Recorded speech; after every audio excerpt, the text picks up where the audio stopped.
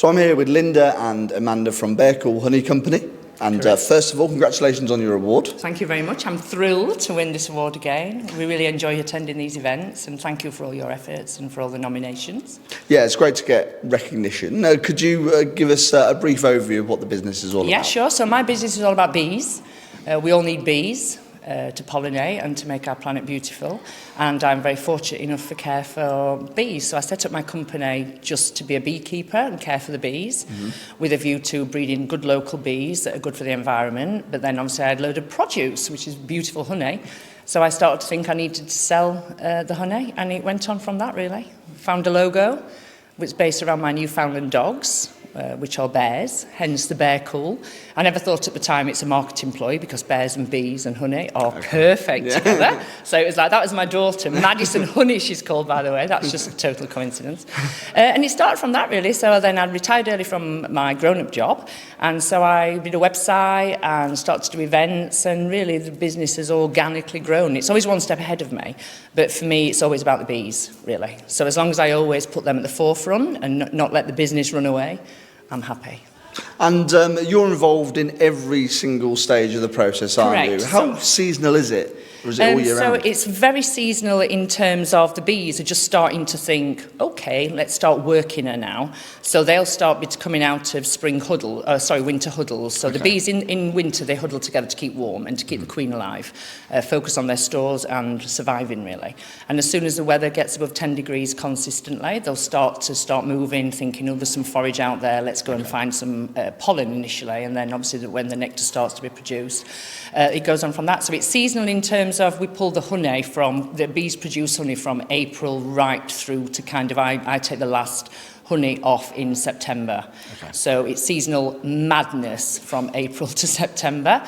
And then as soon as October hits, it's like getting the bees ready for winter, making sure they've got enough stores, and then I just top their feed up throughout until they start going again. And I do everything, you're correct. So I am from literally hive management, care for the bees, right through to taking the honey off, extracting the honey, jarring the honey. My mum will label the honey under duress. She blackmails me quite extensively, actually. And so, yeah, so my family helped me, and I've got amazing friends like Amanda. And I'll come to Amanda now because obviously of the wide range of produce that you produce. Absolutely. Some of it features in Amanda's own store as well. Can you tell us a little bit more about what comes to you from So, the shop that I have, can I say the shop? Hoogie Emporium. I met Linda as she began her journey, actually. Oh, it was this crazy lady. It was 2018. Yeah, and I was thinking about starting this shop that features all local small businesses that hand make, that paint, so local produce with the honey, and obviously the beeswax candles, the lip balms now, the furniture polish, and it just goes on.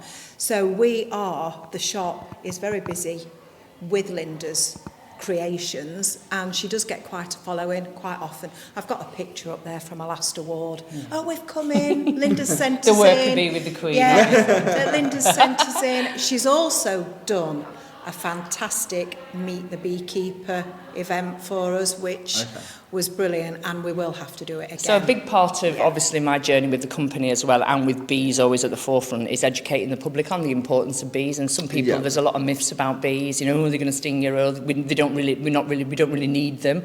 We really do, and I think it's really important to educate, and especially our younger generation, on how important bees are and the real role they play. There is a big interest, a really big interest. People that come in, and I had a lady the other day, she came in and she said, is it real honey or fake honey? And I was because there's a lot of fake honey. I was like, I don't know what fake honey is. But she went on to tell me about fake honey, and obviously the things that Linda as a beekeeper does is, I'm not going to talk about the health benefits and everything, that's another thing. But it's well known that honey is very good for your health because it's the most natural product you can possibly have. Yeah, absolutely. I mean, is there a big difference between the honey produced from British bees, let's say, to other parts of the world, in terms of our taste and so forth? Yes, there is. All honey tastes differently, even from different parts of the country in the UK, because it's really all to do with where the bees forage. So the bees forage, they get the pollen, which they do a little bit, they put a bit of the pollen, it's always going to be trace elements in the honey, but it's mostly about they get the nectar. So it's the plant-bee relationship, so the plant will very happily share nectar if the bees take the pollen, so that they'll pollinate the plant. So then the plant rewards the bee by giving the bee the nectar. Yeah. The nectar varies from plant to plant, from different climates. So across the whole world, all honey is very different.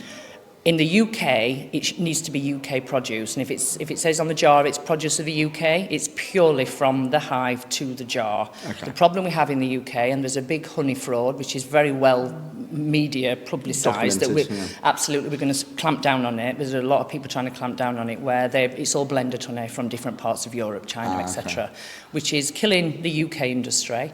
So really, the big retailers need to support beekeepers in the UK, but they won't pay the premium. And we need to charge the premium because the produce is worth it. So we won't undersell. Okay. And I won't.